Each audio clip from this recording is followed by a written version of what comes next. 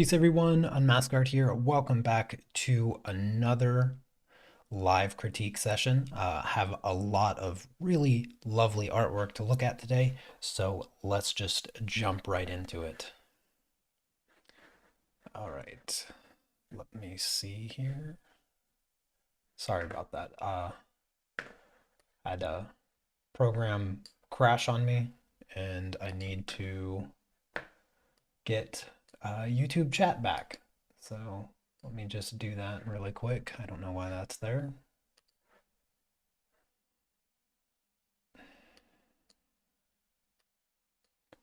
I'm hoping that I don't have that problem again. Okay, that's gonna have to do. Looks like we're good. Sorry about that. That doesn't usually happen. Anyways, up first is Dorothy. She has this lovely, lovely pastel piece. And I have to admit, this is a perfect example of taking a decent reference photo and turning it into what I would say is even better artwork. I really love the texture of this that you incorporated, that you were able to capture.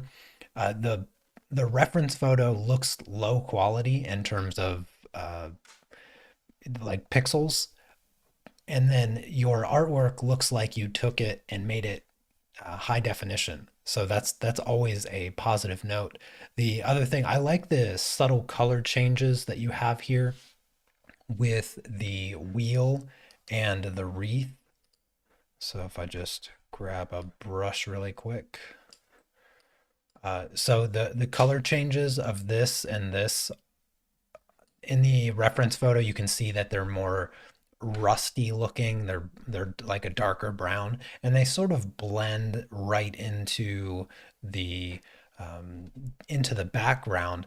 And I like the change because now the wheel stands out a lot more. The wreath is fine, but I think the wheel is sort of a high focal point of the project, and by increasing the contrast difference between the wall behind it and the wheel itself makes it stand out better. The flowers, I think, look really good. The texture in the leaves and whatnot is very well done. Um, yeah, everything is just fantastic here. I think your sidewalk actually looks better than the reference photo as well. Just the textures, like the little cracks that you have, the little dents in the concrete, the scrapes on the wall, like all of that is just so good. It genuinely looks better than the reference photo. Now, a few things that I think could have been done just a tiny bit better. You have let's the cast shadows from your objects here. I think that if it was filled in a little bit more and just sort of spread out across the sidewalk, then I think it would look better overall. So here's without, and here's with just a little bit more of a cast shadow across all those images. I think that contrast really helps break up the sort of flatness of the concrete. So I really like that. And then also the flowers, I feel like they could be a bit more saturated. So let's do this and then add just a touch of red to the flowers. I'm just going to add red right over top of them. And then let's see here. Let's maybe go to overlay, soft light perhaps. Let's see. Yeah. So I'm just tinting those a bit more vibrantly red. And then also maybe the purple in these little flowers here. Maybe a touch more purple there as also, just to bring out that vibrancy. Because the one thing about this, the reference photo, is that everything is really subdued. You have a lot of just very neutral colors, nothing very bold. And then the only thing that's bold is the red in the flowers. And it really helps them stick out a bit. And I think that you sort of just missed that mark just by a hair in the artwork, and by boosting the colors in just a couple areas like the roses and the purple flowers in the window. Arguably, you could leave the purple flowers unhighlighted and focus just on the roses here. I really like the green in the leaves. I think it has a really rich saturation to it, but I think the roses themselves just need to pop just a tiny bit more. Otherwise, I think you did an amazing job on this, and genuinely the artwork is better than the reference. So good job with that. Up next is Margaret and her portrait of little Nico here. Fantastic job on this one, Margaret. This is a pastel project. Um, Not a whole lot to talk about here. I think that you did really, really well on separating the different colors and the shapes, creating the depth in the fur. You have good flow of the fur overall. A lot of the directions in the fur are very, very good. Like in particular, these curves around the eyes. This is an area that a lot of people mess up on. They sort of get caught up in the details, and they miss this curve of the fur, the way that it wraps around the eyes. It can be tricky. So you did a really good job on that. Also, the the differing lengths of the fur. So as the fur gets longer, the lines you draw are longer. And so you can see on the snout these nice little short lines, and then as it gets closer to the nose, it's basically little dots. So very, very good control over your um,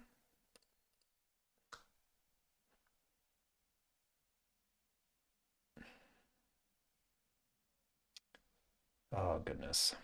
Sorry, technical difficulties right now.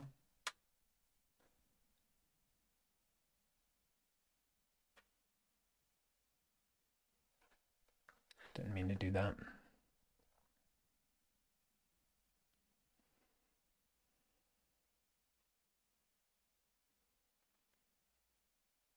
Yeah, let's I'm gonna pause for a second. I don't even know if chat is working. Try to fix that really quick. Okay, there's chat. Sorry about that, everyone. This is I'm not even certain if anybody is hearing me say anything.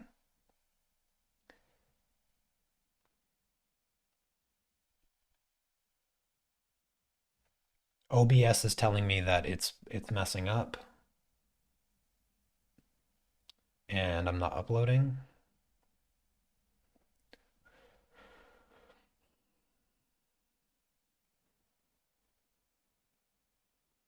One second. I'm going to restart OBS. So give me a minute.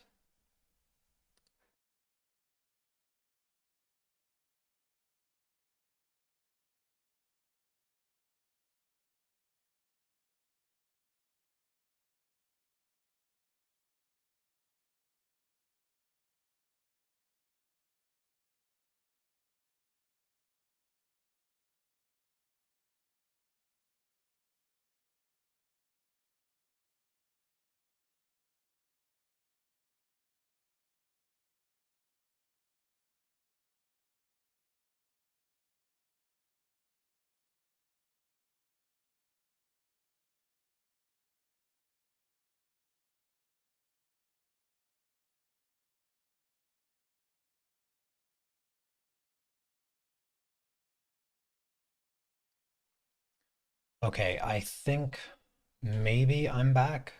Um, Let me know in chat. I know that everybody was saying that it's fine, but you were saying that I don't know when you were saying that because things are not looking good on my end. On Yes, I am back. I don't yeah, let me know if I'm back. It seems good. That's so weird. It's still good even right now. You're telling me that it's good. Hold on 1 second.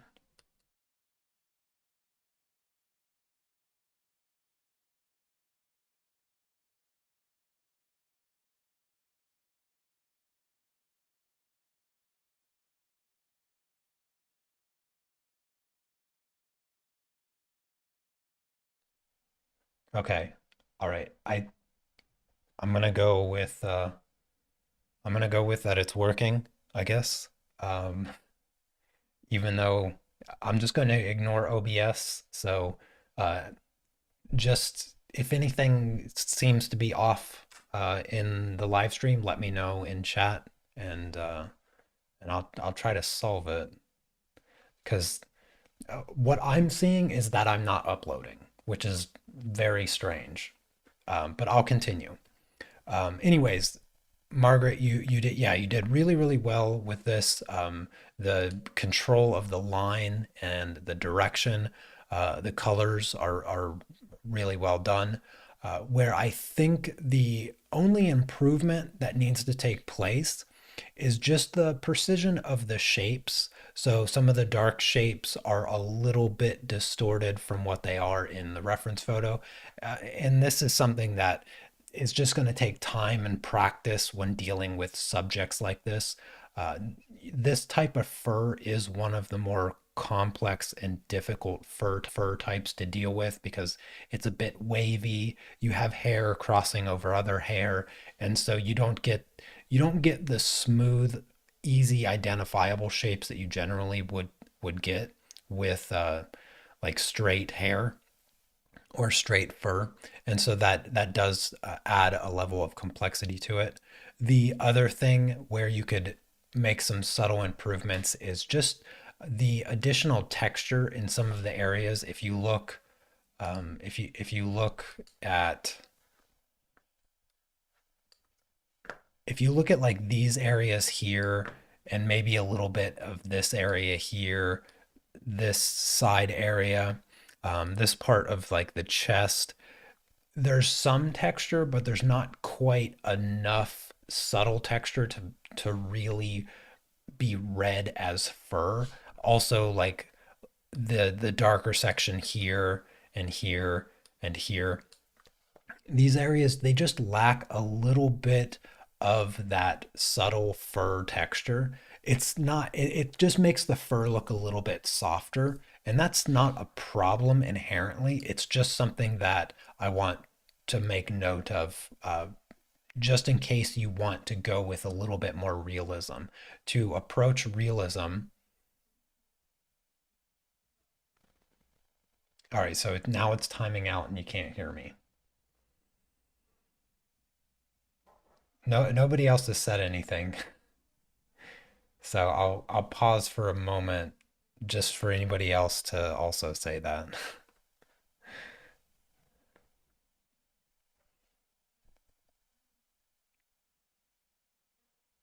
Okay, all right. So I'll continue. But anyways, very well done, Margaret. I'm gonna move on to Lisa G and her watercolor project here. Um, this one's really, really good. There's not a whole lot to say here. Lisa, you're really great at your watercolor. You have really nice depth of color and values in the flowers. And I think the flowers you captured really, really well considering the complexity of the shapes. I think you did fantastic job on on the flowers. The thing that I want to talk about in this for this project is your decision to change the background.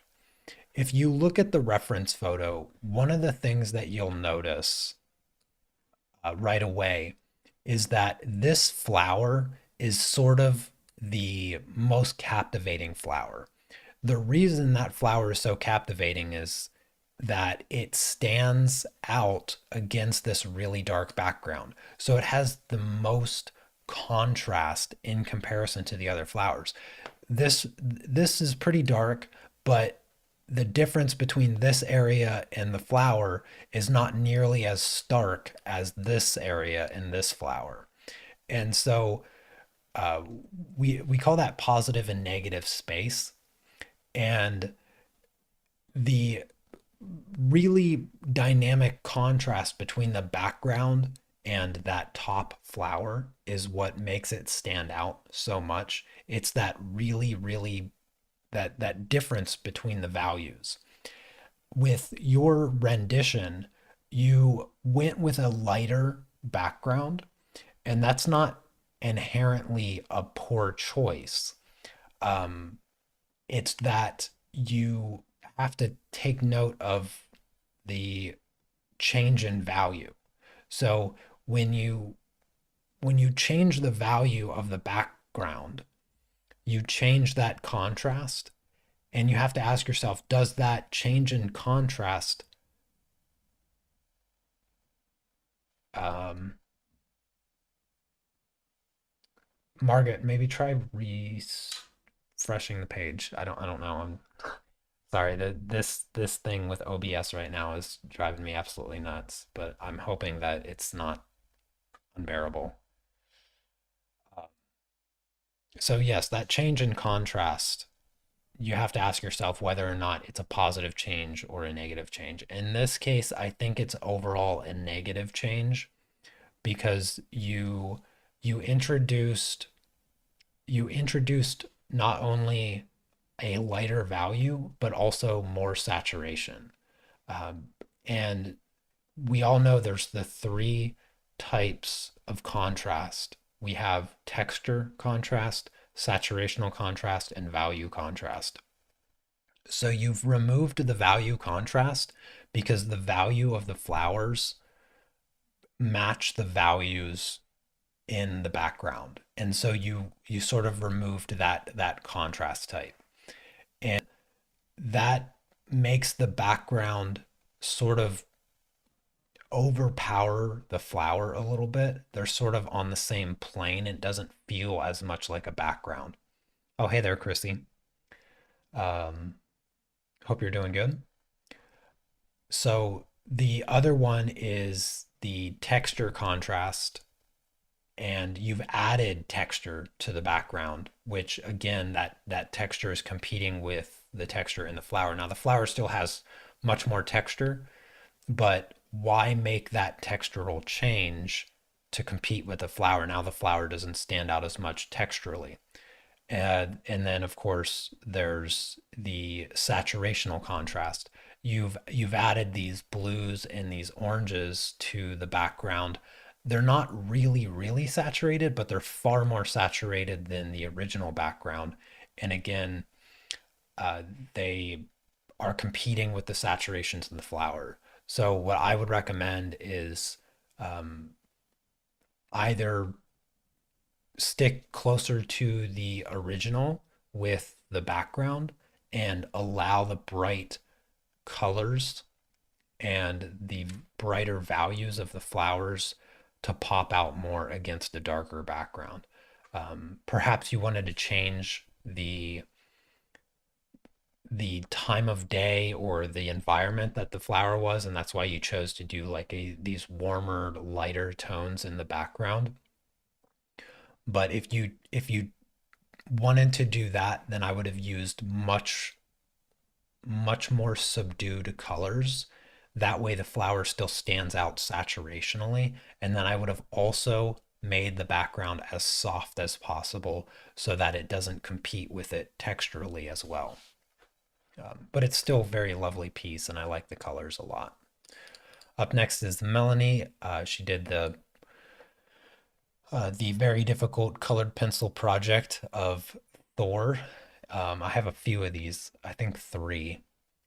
And this came out really, really good. Great. I'm not sure if Melanie, if you're in chat, let me know what paper you used. The light, right? I'm just double checking because I have this red flashing light on my other monitor and it just makes me feel uncomfortable. But anyways, this project was really tough. Um, and I'm not certain if Melanie also stuck with the 12 pack of polychromos, but this project was the 12 pack of polychromos project, or one of the many. Um, and so You did a really, really good job on it. It's the paint on paper. Oh, okay, okay. Yeah, it looks really smooth. Yeah, it looks really smooth, Melanie. You did a fantastic job on this. Thor really stands out. Really great job on capturing the value differences between the background and Thor himself. The sky is a little darker, the like the reds, pinks, and stuff up here. The sky is a little bit darker than it ought to be, but it actually looks really cool like that, bringing those reds in a bit more. Um, it has a little bit more of a cloud feel to it because of you increase the red and the yellows there in the sky. The face looks pretty good. The transitions could be a little bit softer on the forehead here, um, but it's pretty small, so it's pretty difficult to do that. The hair could be a little more texturized in the hair. You have the good shapes, like you have these dark shapes that were in the line art, which are really good to create the depth in the hair, but just a little bit more texture and softening the edges of those dark shapes so that they flow into the hair a little bit more naturally. Some of them just look a little blocky, and it sort of breaks up that natural hair texture, but it's very very subtly. Just being a little bit nitpicky because you did a fantastic job here. The shirt looks amazing. This white shirt, the design, everything that looks top notch amazing. It really does. Good work on the pants too. Like the pants look really good. The axe looks really really good. Um, the skin on this arm, the left arm, his left arm was quite difficult.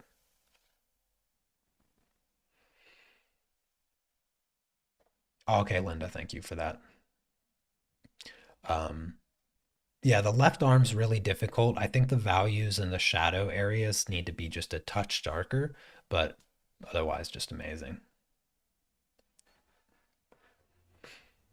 All right, up next is Garima, and they did this fantastic portrait. I forget the name of this person. You'll have to forgive me.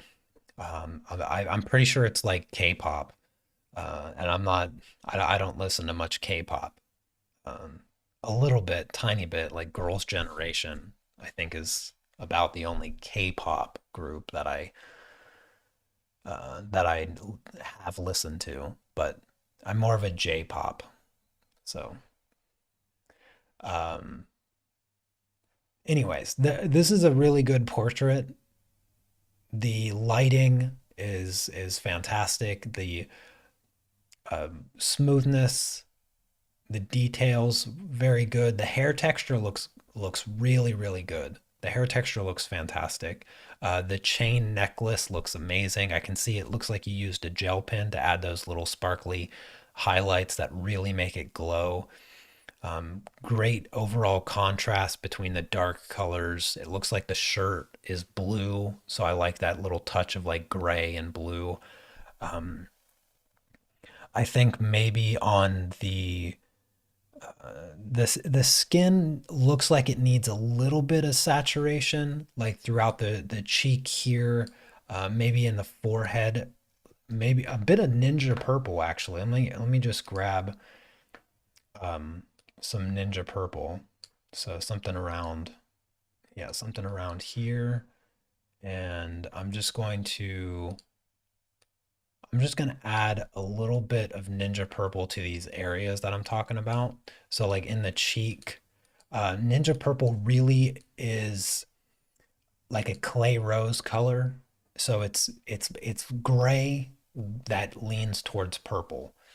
That's sort of the definition of Ninja Purple. And you'll see what this purple does to the transition. So the transition between shadow and midtone, that edge of gradient, that's where you'll find the secret ninja purple, the elusive ninja purple, and it immediately will bring the skin to life by adding this. Now, with colored pencils, you're probably going to use something a bit more less ninja. You're going to use something a bit more saturated, like 956. So if you're using Prismacolors, which I'm pretty sure you are in this project, you're going to use like 956. That purple there will be good. So here's what a little bit of ninja purple looks like. Um, and I'll even do a little bit to this side as well for the transition out of that teal. But so here's before. It looks good.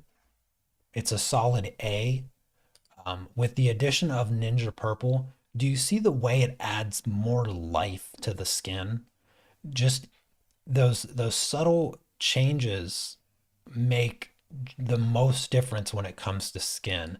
And when you introduce, right now the skin is very peachy. It's very unnaturally peachy. By adding the Ninja Purple, you add a little bit more of the blue that is in skin. Now remember, skin is like 90, let's say, let's follow the 80-20 rule. Skin is 80% gray, okay? It's 80% gray across the board. It's the last 20% where you introduce the saturated colors. And a majority of those saturated colors only occur in the transitions. So you have two transitions when dealing with anything. Actually, you just have two transitions. The first transition is the transition between highlight and midtone, and the second transition is between shadow and midtone. And the 20% of color that exist in skin is happening in those two transition areas. Now, there's obviously caveats to that, but for the most part, that's where you're looking to add the transition color, and that's where Ninja Purple makes the biggest difference. So again, here's the before, here's the after. It's a really, really well done portrait though. All right, up next is Diane. She also did the Thor project. I think maybe there's a little bit of a lighting issue. Let me try to um, adjust the light here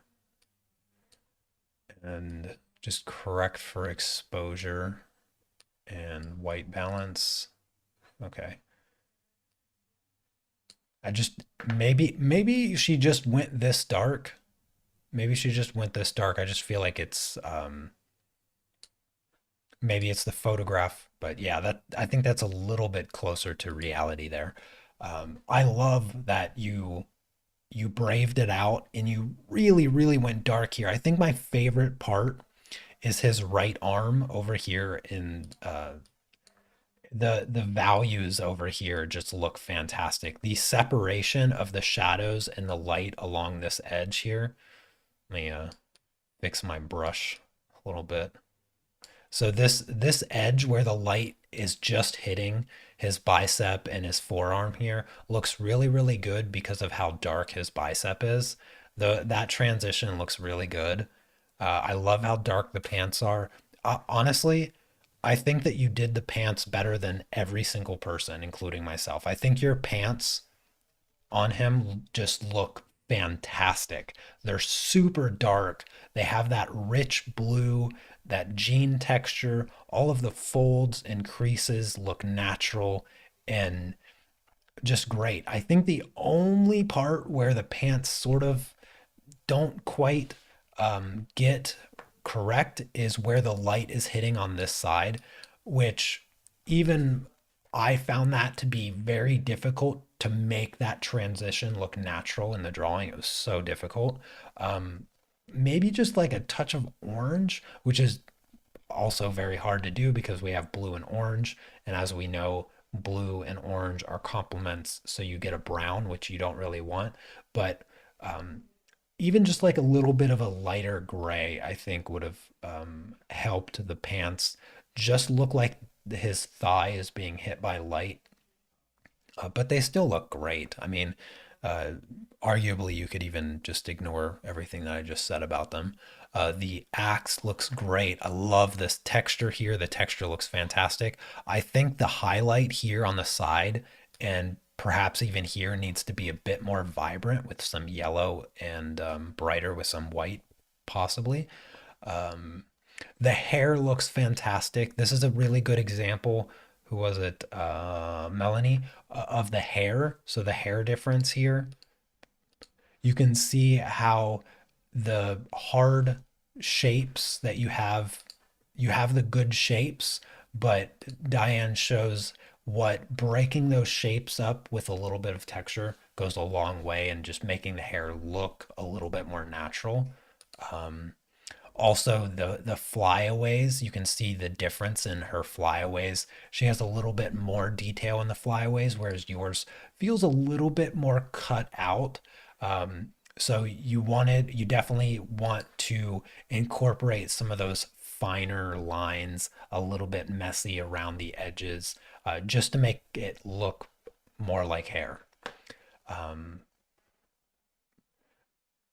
it it might be the picture, but I think Diane, yours feels a little less saturated. Just overall, it feels like a little less saturated. But I'm gonna say that's the photograph and not the artwork, because even like the background feels a little grayer than it ought to be.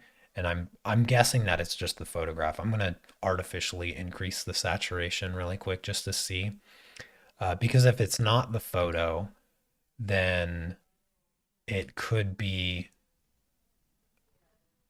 it could just be that you need to think about keeping some of those saturated colors a bit cleaner. So it's here, the difference in saturation. Well, I just increased the vibrancy to make some of those colors pop a little bit more. There, some of them, like the blue and the purple, are popping a little bit unnaturally. But overall, I think some of the yellows and oranges are faded just a bit, and it could have been from blending with solvent and contaminating them with some of like the grays and the darker colors. But just keep that in mind. Some of the saturation needs to be boosted in the highlights. But overall, just fantastic work. I know this was not your wheelhouse of subject, so you really did a fantastic job on it, especially with the values. Up next is Cherry. She has uh, also the portrait of Nico. Really, really good shapes with the fur. All of these shapes are really well done and well established. These are the shapes that give the fur depth. Um, Excellent separation of the neck and the head. The fur coming down, beautiful fur texture. Like the fur texture is phenomenally good here, Cherry. It really came out fantastic. The tongue, I think, needs a little bit more work. The tongue looks a little dry. And the reason it looks less wet is that it doesn't have that sparkle factor to it. The reason it doesn't is because the highlights are a little bit faded in. They sort of gradiate into the highlights as opposed to like a sharper edge. So that's where you sort of missed the mark on the tongue. If you look at the eyes, you can see how sharp and distinct the highlights are, and that's what makes the eyes look glossy. Same thing with the nose. The nose looks more glossy, although I think that the nose could have a bit of a few extra sparkles in it to make it look wetter, but the tongue is missing that. The tongue is missing that dynamic range of value in separating the highlights, making it look wet. So the tongue looks a little dry. The fur looks amazing though. Excellent direction. You have really good, smooth flow of the fur. And that's one of the hardest parts about doing animals, and especially fur that is wavy and this length. You did a really, really good job. Great coloring too. So the browns, the reds, the grays, the different and subtle changes in the fur color just spot on amazing. Yeah, the fur looks so good. Um, so good. You did a great job there. All right. And then Cherry, you also did this project. Again, you did a fantastic job. Good saturation. So in the difference between Cherry's Thor and Diane's Thor, you can see that why I changed the saturation in Diane's, but the saturation here looks really good. The lightness of the sky, the contrast of Thor himself looks fantastic. Really dark blue pants, the shirt, the design. I think where maybe the right arm, everybody is getting the right arm really good, but the left arm was the real challenge of this project, I think. The left arm, the shadows are a little misplaced. In particular, you can see the hand. The hand doesn't quite look like the hand should look. Um, I think it almost looks like he has six fingers, but that's just sort of the way that you shaded it.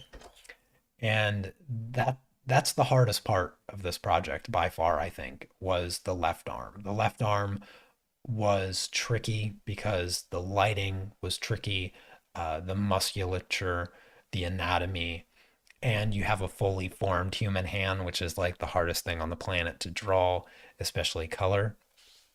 And I think the approach that you took is a little bit too close to that. I want to make it look like a hand, so I'm going to draw each individual finger, whereas, you really just need to focus on the shapes and the colors. So if I were to take this project and do what posterize, yeah, let's posterize. And if I simplify, you see how like the shapes are sort of simplified, like one big color and all of that. You want to think of doing hands in that way, almost posterized version where each shape is just a block, essentially a very simplified block, and then gradiate the edges of the block into the next color, and you'll have a much better representation of the hand. Um, that's the way that I like to think about complex objects. It's just sort of what can I get away with skipping and then just add it later. A lot of hands, the separation of the fingers can be treated that way. You can sort of like he has sort of a fist here, so you can treat the face of this and the face of the knuckles as like one solid shape, and then once you have the general value and color for that face, then you can add the small creases in the fingers to create the separation of the fingers. Um, Also, same thing with the face. The shadow side of the face ought to be a little bit darker. I know it's scary, but you have to go darker. You notice how Diane has much darker shaded side of the face, and that allows the light on the left side of his face to appear as light. Um, your shadow is not dark enough. And so the left side of his face doesn't read like light. A really good example is the way you have his right arm.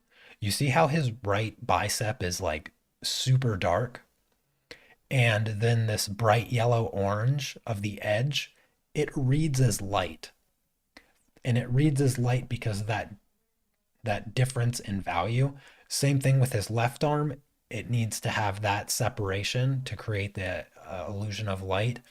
And his face needs to be as dark as you have his bicep here. So if I take the bicep color, see how different, see how much darker that bicep is in comparison to the skin on his face and his neck. So you need to have that value there to establish that illusion of light. All right, up next is Sarah. She has a couple projects here. First one, this cat project that we did. I'm not even gonna guess how long ago it was that we did? Sorry, I didn't actually look at this one too closely. I was in a hurry to get the stream started, so I missed I missed a couple projects like looking at them. Um, I was trying to figure out what is this ear doing? I was trying to figure out what that ear is doing, and for the life of me, I can't quite figure it out. This ear has plenty of fur in it, right? But that other ear is like bald. It's like it's like smooth bald and it looks like it's facing the other direction. I don't know what's going on with that second ear. Everything looks really good. That second ear is I am super confused about that second ear. The texture in the eyes look really good. The one thing that I would say about the eyes that ought to be changed. So the shadow here,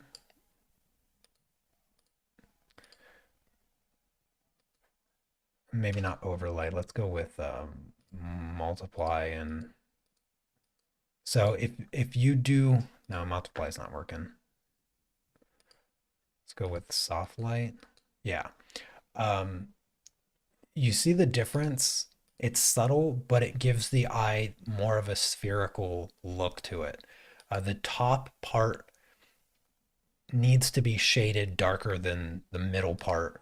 That way you get that spherical shape and it makes your eyes look so much more three-dimensional. So that's important quality. But otherwise, the texture and everything, the highlights look really good. You just need that extra shadow on the top. The nose looks super good. Great sparkly highlights, looks very wet. The fur texture looks really, really good. There probably should be a little bit of smoothness in the fur. If you notice because you have a lot of little fur marks in throughout everything, it makes the fur feel a bit, what's the word I'm looking for? Like, like almost like every hair is standing on end, right? It doesn't have that softness to it. It looks a little frantic, the fur. You can usually do this by just gently blending some of the areas, but as far as like direction and texture, you nailed it. The background looks really good. I like the colors that you chose for the background. That ear is just, I don't know what to make of that ear. I haven't looked at the reference photo for this in like a million years, but I really want to look at it now because I don't know what's going on. Let me see if I can find the. I want to look at my drawing of this cat because that ear, I don't mean to like, I'm not saying it in like a super negative way or anything, but I'm just confused. My ear looks like that. Why is, yeah, the ear does look like that. I'm trying to figure out here. Let me show you mine. So here's my rendition um, of the cat, and I'm trying to figure out like, so here's mine. Here's Sarah's. Um, yeah, that ear is just weird, isn't it? Hmm. I can't even. Wait, no, it's the light coming. Oh, okay, I see.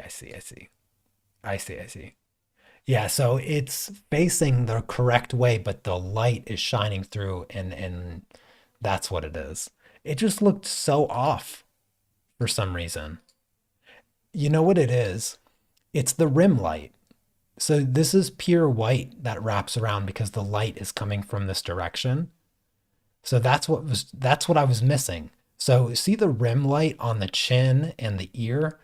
That tells us that the light is shining through the ear, and that's what's giving us that color.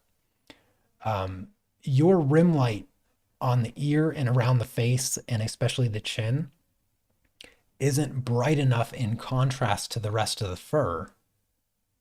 And so that sensation of light, admittedly, I forgot exactly what the this portrait looked like. But that separation of the rim light is what gives us the information necessary to make sense of the ear. And I couldn't figure it out looking at yours, but once I looked at mine and realized, oh, it's the light passing through the ear, uh, turning it pink, uh, then I was able to understand. And so that's also what you're sort of missing with this project, but it's still done really really well. You also did the tiger project, but you mirrored it and you did both eyes. Uh, Arguably, I think the distance between the eyes is incorrect and also the orientation, but it still looks really convincingly good as a tiger. I feel like they're tilted this way and they're brought further apart maybe a little bit in size as well. Um, I feel like if there's two eyes, they should be bigger. But again, spectacular job on the fur. The fur looks fantastic. I love the flyaways. I love the colors. I love the salt and pepper. The stripes look just amazing.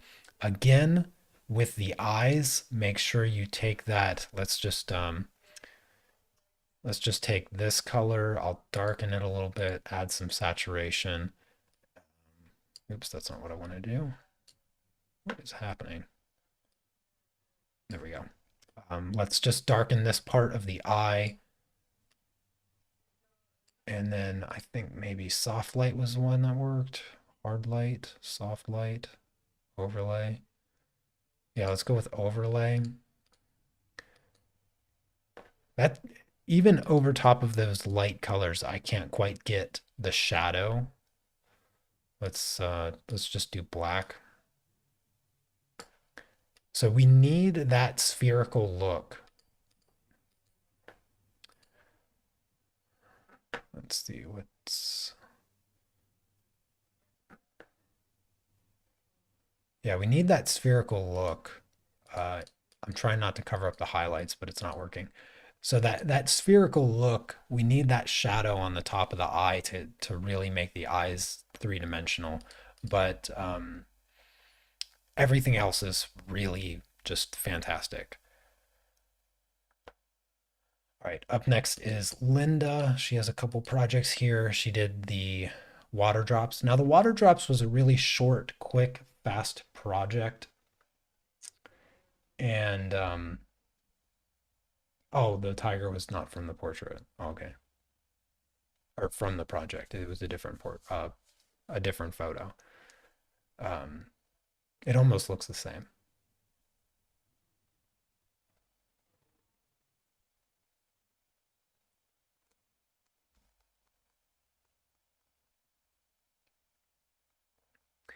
Anyways, so Linda, the water drops were a quick, easy.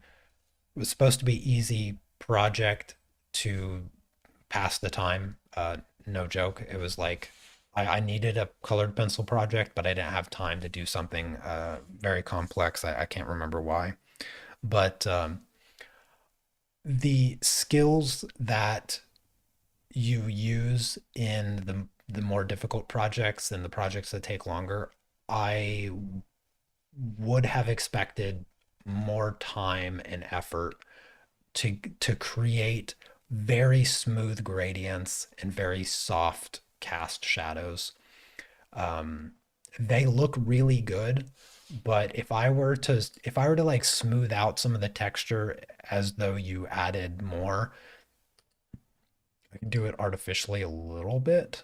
So if I just go here and like smooth out some of that by artificially softening the gradient, you can see the difference. And so even though it was like simple, quick project, it would have been better to spend just a little bit more time to practice those small things. Yeah, the paper blender can be a little tricky. You can always modify it to the way that you prefer to do it. The other thing is, introducing some color to it, just playing around. Since it's such a simple project, really, really test what you can come up with as far as just your creative nature, you know. Don't be afraid to add some unique colors to it. I think somebody did like rainbow colors. I can't remember who, but um, yeah, just be more playful even on the simple projects. Now, um, obviously, you just wanted to get through the water droplets and spend all your time on this masterpiece because this one came out so good. This might be one of your best colored pencil pieces that you've done to date. Um, Wonderful separation from the background. Uh, this might be one of your best like depth of field effects that you've created with the soft blurry background coming into focus on the bird. Uh, Really well done with the background. Like that background's not simple. And you have the tree, you made it look like a tree, even though when you look at it, it doesn't look anything like a tree. Really great control with the saturation in the background. There's a temptation to make that blue sky real blue. There's a temptation to make that grass and foliage in the background really green, but you didn't. You maintain control of the saturation and the texture in the background wonderfully, and that really helps the bird stand out so much more. The texture in the bird is fantastic. The fur or the feathers is great. The colors great. They cast shadows great. Everything about this is just super well done.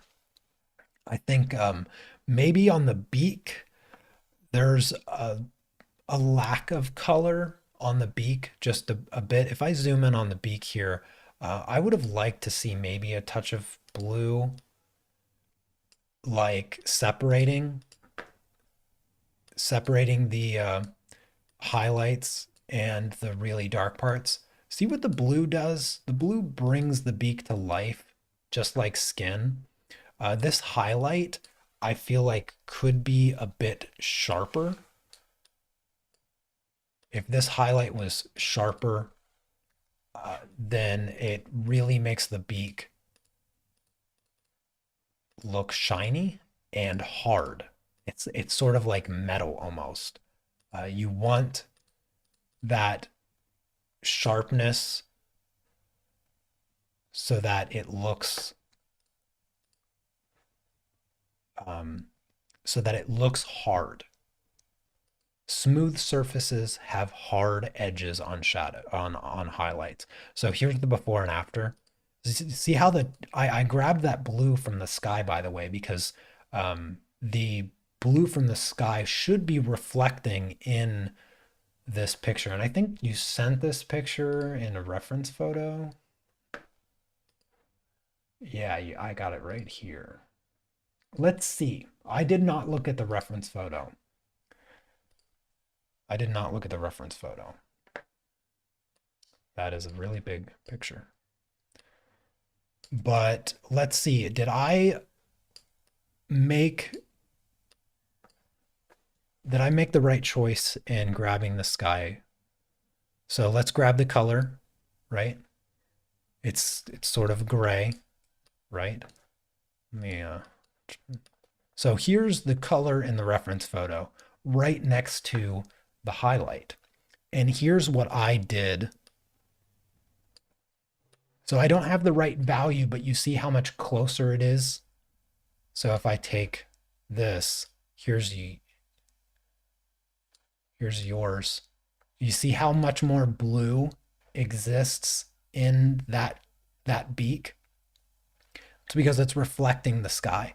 The same thing with the skin around. You see how like white and gray your skin is here, and look how blue it actually is in comparison, or how much cooler it is.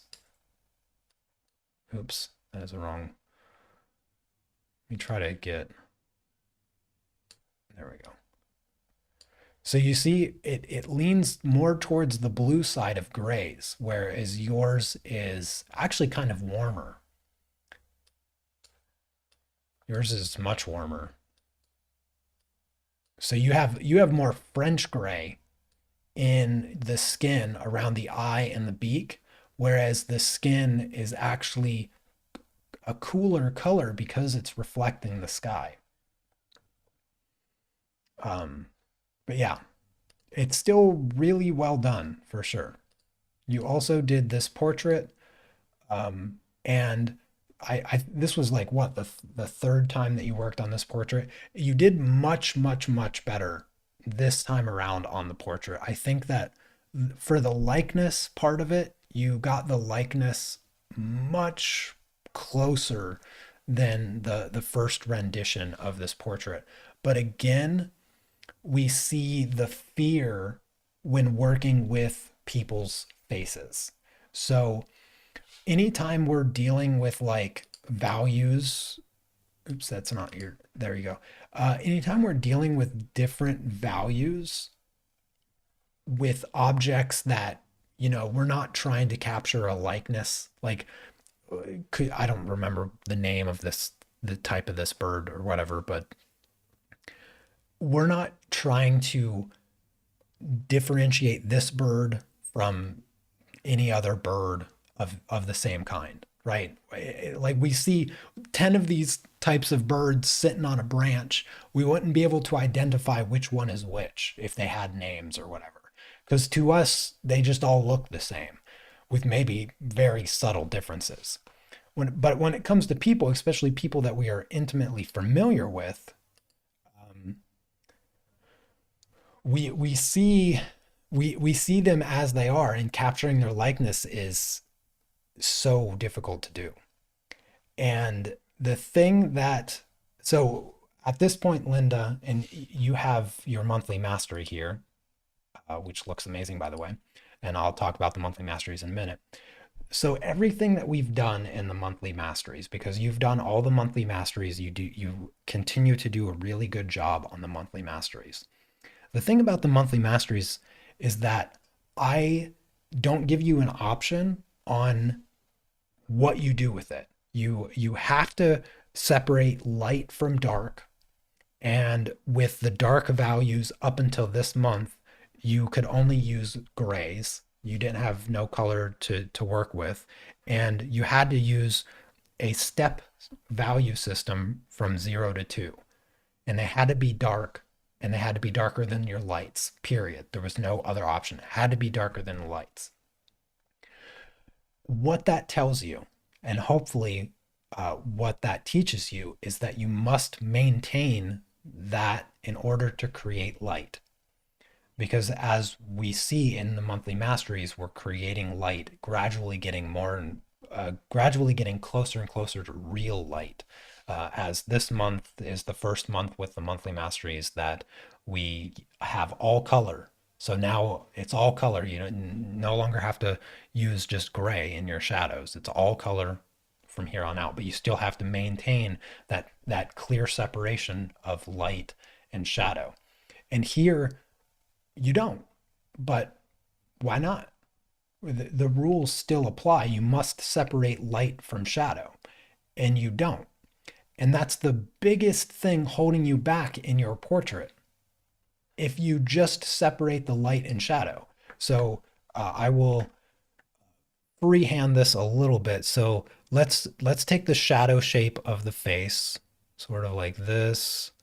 All of the eye here, across the nose, across here, comes down like this, across the lip, you completely skip the lip, across the teeth, completely forgot the teeth, across this lip, across the chin here, wrapping around, coming down, and then the neck. And then put all of this, let's just put all of this whole shape, just shadow. Okay. What else is shadow? I'm just going to do it on the faces. So we have also beside the nostril shape is a little jagged in comparison to what it ought to be. Comes up sort of like that. And then let's do your This is your grandson, right? So let's do here across the temple, his whole under the eyebrow here. Not so much beside the nose, it's a little less. Um, but let's do this across the cheek, smile line, very thin. Under the nose, yeah, the nose is very shadow under it. Cast strong cast shadow all the way across the lips, very strong cast shadow. You have the underneath the bottom lip, across the chin, the entire neck is in cast shadow. Let me actually remove the part that's not his head. So let me do, yeah, I didn't mean to do that. Sorry, I'm just cutting out the background. There. So there's the shadow shapes. And now I'm just going to, let's do maybe like soft light. Yeah, soft light looks about as much natural. So there's the shapes. There's the distinction between light and shadow. It's not perfect because the edges are hard, but can you see how much more recognizable they are? When you separate the light and shadow based on shapes, don't even worry about colors or anything like that. You're just focus on creating the form because it's the three-dimensional form that creates the likeness in the portrait. If you get the form shapes correct, you'll get the likeness. Of course, you have to have the original drawing accuracy, but even if the accuracy is subtly off in the features, if you get the separation of light and shadow correct to the form of the faces, then that's where the likeness is going to come from the most. And so, as you can see, the likeness is it stands out much more simply because the form, the separation of light and shadow is much more defined in the artwork. Didn't want to go as dark in the picture, and when I put dark colors, they look like monsters. Um, well, it's just it's a process. So you have to get through the ugly stage.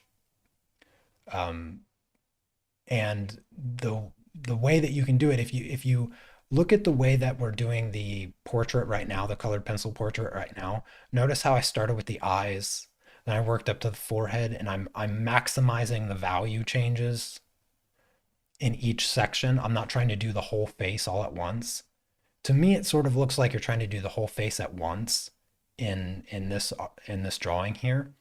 Don't do that. Separate it into pieces and match the values correctly in each section, and then you don't have a whole face that looks like a monster. Instead, you know, you have the eyes and they look like eyes and they look good, and then you move up to the forehead and you get the forehead, you get the shadows and the highlights and all of that, and that looks good. And then you move down to the nose and you focus on the values happening there, and the cheeks, the lips and chin. And so you work in sections and you make sure you get the values. You make sure that you have that clear separation of shadow and light.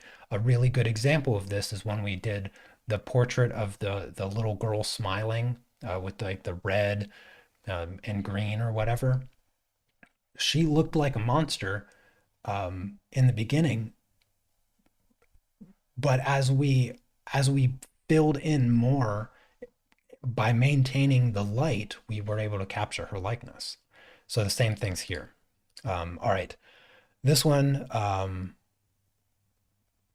this is still Linda's, by the way, just for everyone. This came out really well. You cropped it, right? I didn't do that. Yeah, okay, it's cropped. Um, yeah, everything here looks really good. Good coverage, good colors, good values. Again, the left hand and arm, most difficult part of the project for sure. The hair looks good, good flyaways in texture.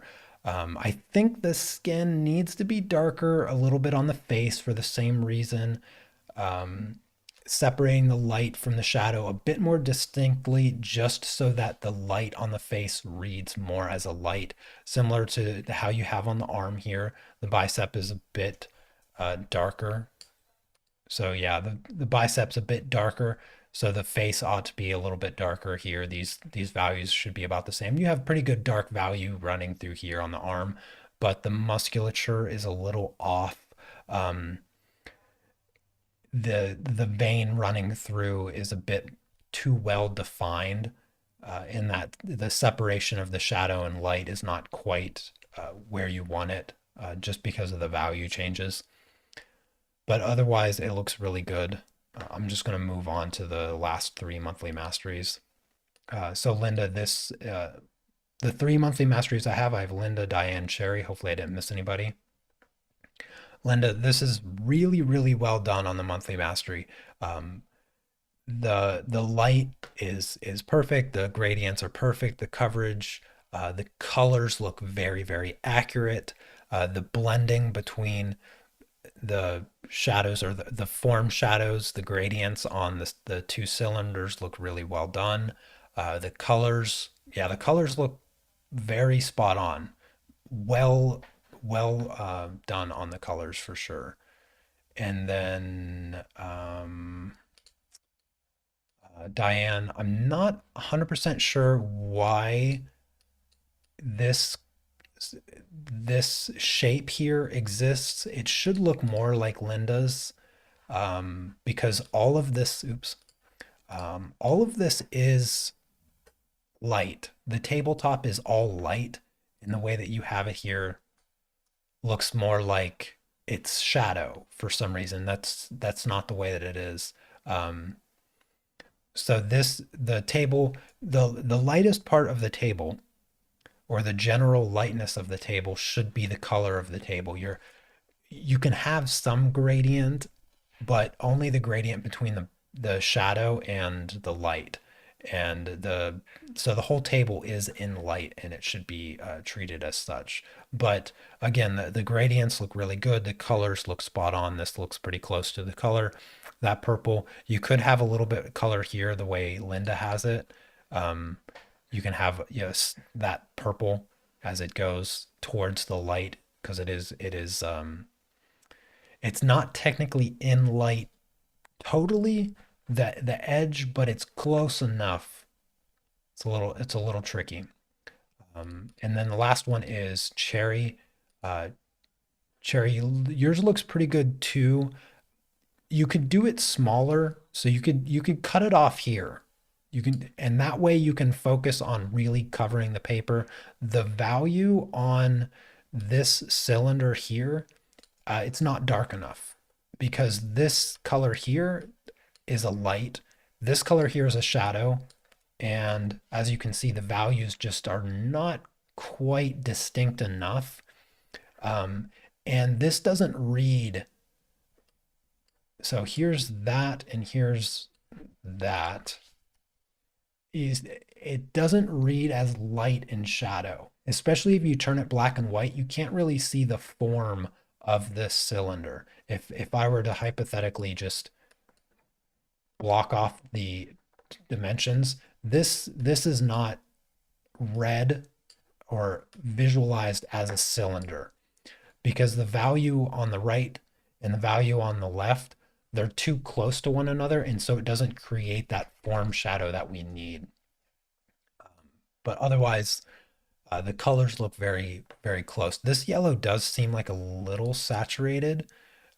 See how it's more of an orange yellow? You see this commonality between Diane and Linda's. So yours is a little bit too bright on that side as well. But otherwise, the colors look pretty good. Just draw it smaller if you need to. That way you cover up the paper, okay? You still struggling with them? Just don't think too much about them. It's they're just practice. You're not trying to impress anybody with them. Because what you want to do, what you really want to get out of these monthly masteries is you want to gain a deeper understanding of light, okay? That's the most important thing. The most important feature when you're dealing with these monthly masteries is that you want to capture the light. Don't worry about anything. I don't care if you drew your cylinder blue and orange. If you were that far off, if you were that far off on color, if your table looks green, the purple cylinder is blue and the yellow one is green, I don't care. The only thing that I really want you to get out of the monthly masteries is establishing how to create the illusion of light. So it's 99% all about capturing the correct values. That 99% of it. That's the most important thing. I, Even if your drawing isn't perfectly accurate, it's still about the values.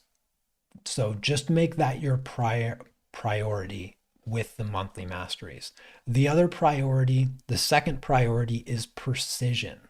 Okay. So I make sure your lines are as crispy as possible. Make sure your paper is as covered as possible and just have really solid, clean shapes. Let all of the other stuff be secondary.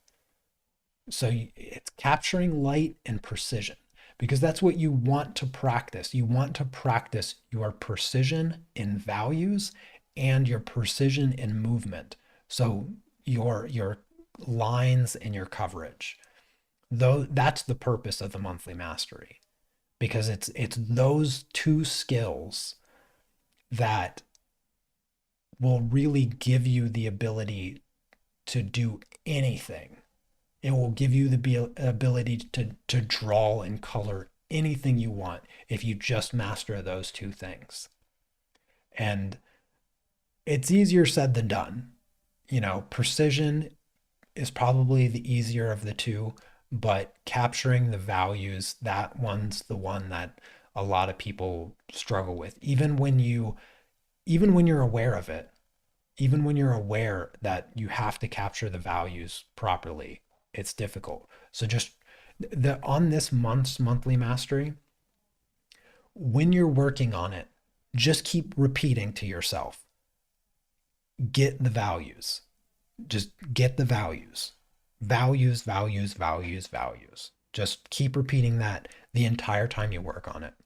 And then the next thing is precision. So values and precision, values and precision. If you don't get the colors correct, I don't care. I want to see values and precision. That's it. Those are the two most important things in the monthly masteries. So just keep that in mind.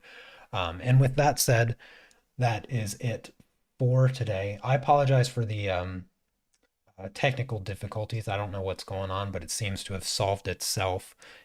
Technology doing what it does best, giving me all kinds of trouble for no reason. And what else? I think that's it. Um, oh, there was one other thing. I need uh, a few more people to be featured in my video that I'm working on. I have everything done. The only thing I'm waiting on is for more people to want to be a small feature in the video.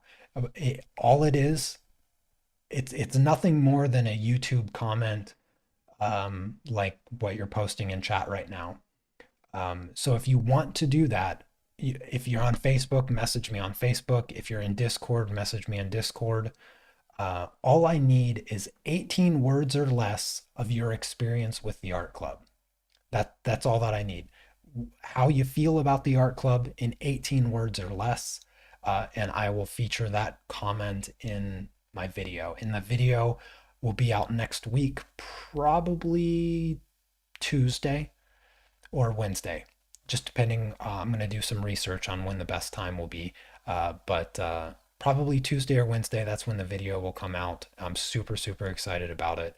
And so I need a few more people to give me comments like that so that I can feature it in the video. And I would very much appreciate that. But, anyways, have a fantastic rest of your Friday. It's Friday. Yeah. And enjoy your weekend. And I'll see you on Monday. Take care. Peace.